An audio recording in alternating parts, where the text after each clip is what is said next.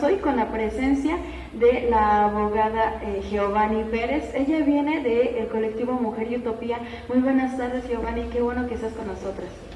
Me gustaría que iniciáramos hablando respecto a ¿qué referimos cuando decimos derechos humanos? Me gustaría compartir que los derechos humanos de las mujeres específicamente viene de un movimiento histórico donde las mujeres precisamente exigen que sean reconocidos esos derechos, ya que anteriormente pues las mujeres no estaban incluidas dentro de algún marco normativo que reconociera precisamente sus derechos.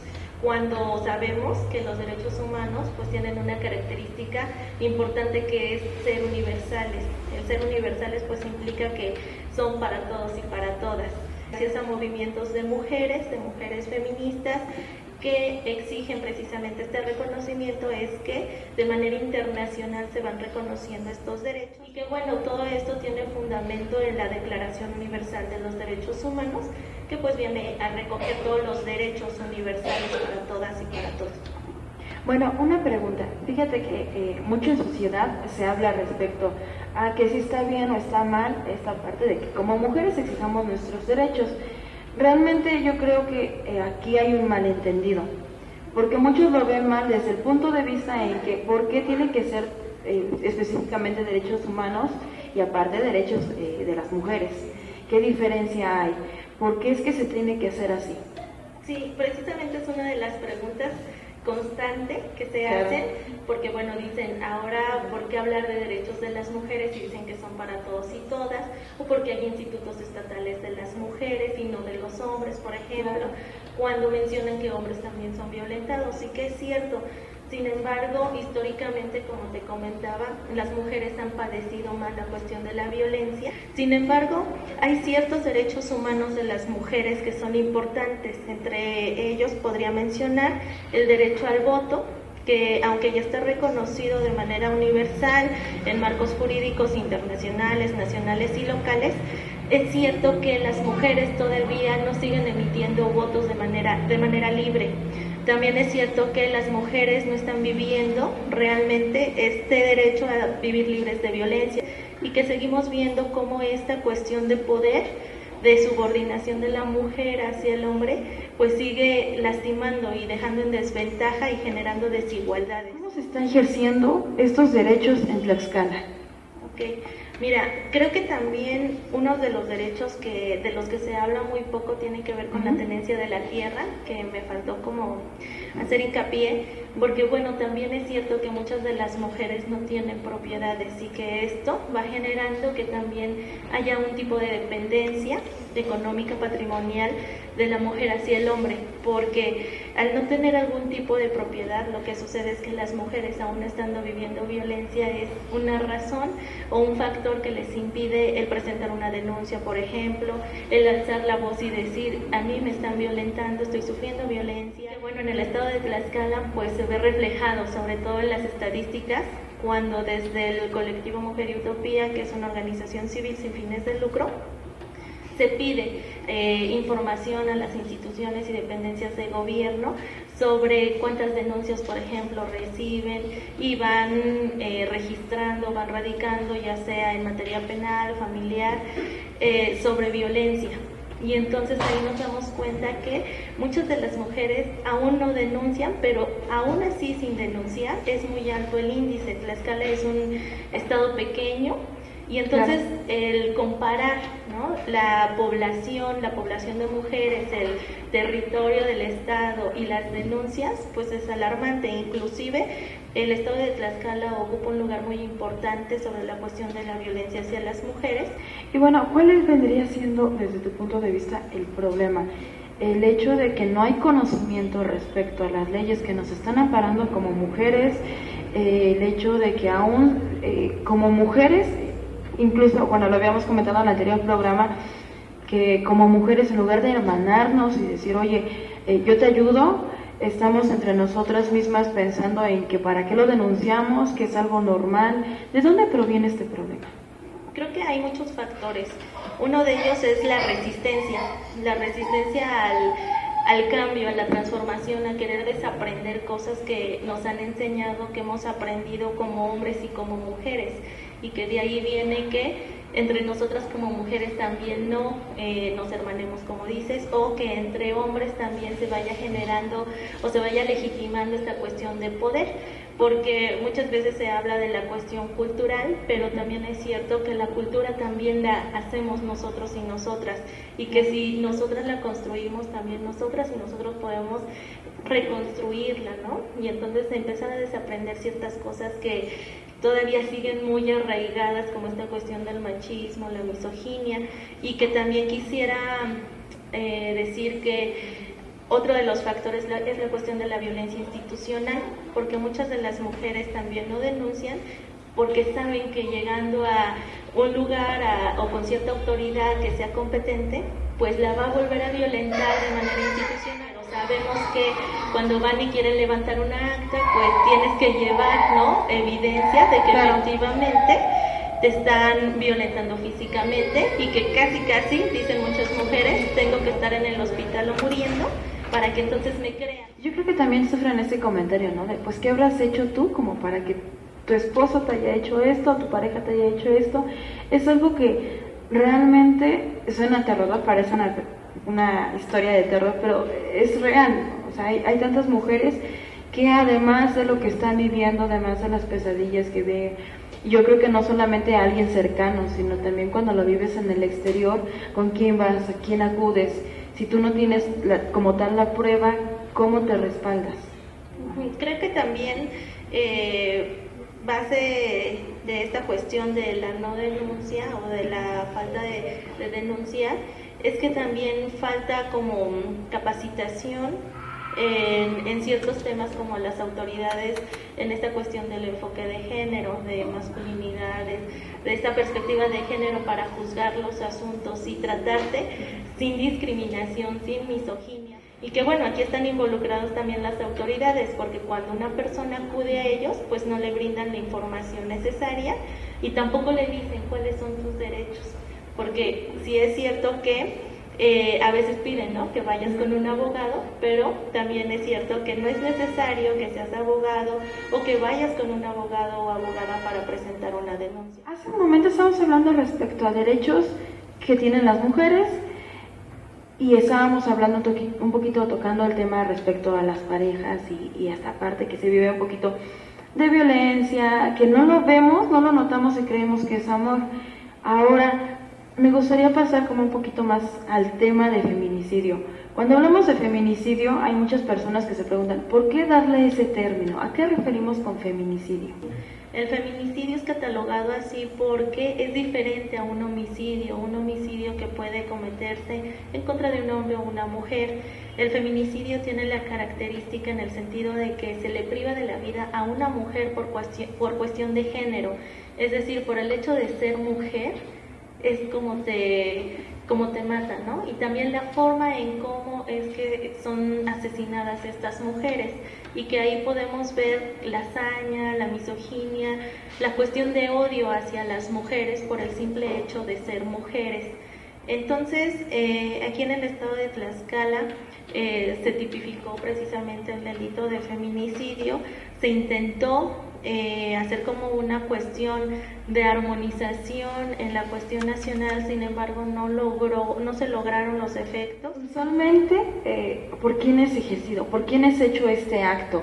O sea, es una persona, vas tú normalmente así caminando en la calle y de pronto, o sea, un tipo o cualquier persona se le ocurrió hacerlo, o viene desde la parte interna. Por ejemplo, hablamos de pareja, hablamos de familiar. ¿De dónde proviene esto? Sí, las estadísticas nos dicen que normalmente hay una relación o hubo una relación sentimental con un hombre, ¿no? Un hombre, una mujer que fueron novios, fueron esposos, son ex esposos, por ejemplo, ¿no?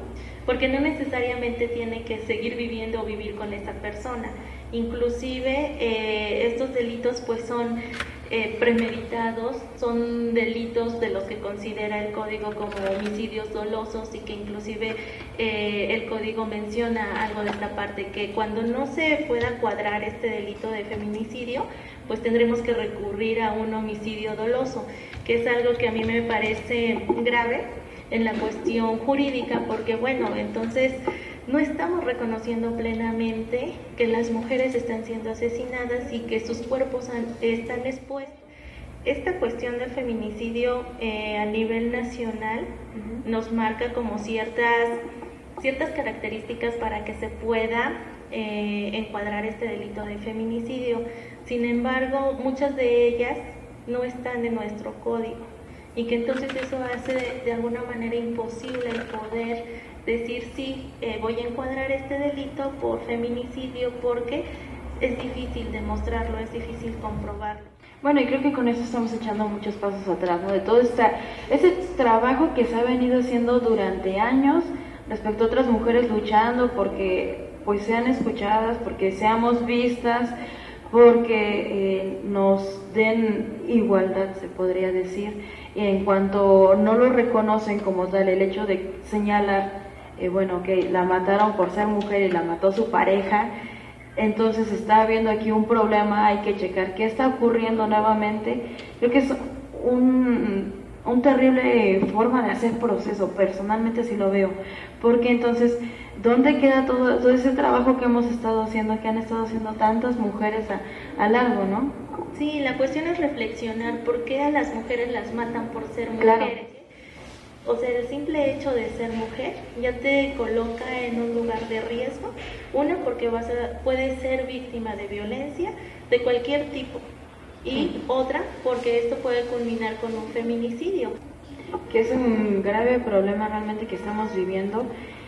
Híjole, no sé, es algo muy, muy, muy pesado realmente hablar sobre este tema, más cuando vivimos en una cultura aún todavía un poco machista.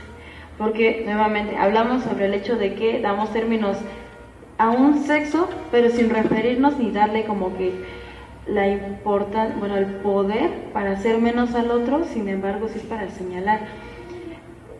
¿Qué artículos son los que están vigentes o con los cuales podríamos apoyarnos en caso de conocer algún tipo de ese caso?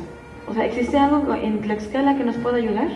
Sí, creo que más que artículos hablaría yo más bien de todo un marco jurídico que hay y que con base a esta cuestión de la reforma del 10 de junio del 2011, de la reforma constitucional al artículo primero, donde nos marca que, bueno, todas y todos tenemos derecho a estos derechos humanos que ya están reconocidos en los tratados internacionales, bueno, pues nos da amplia libertad para poder atraer o invocar estos artículos que están reconocidos como derechos y que también van marcando la pauta de cómo hacer y qué hacer en caso de que haya discriminación, de que haya violencia.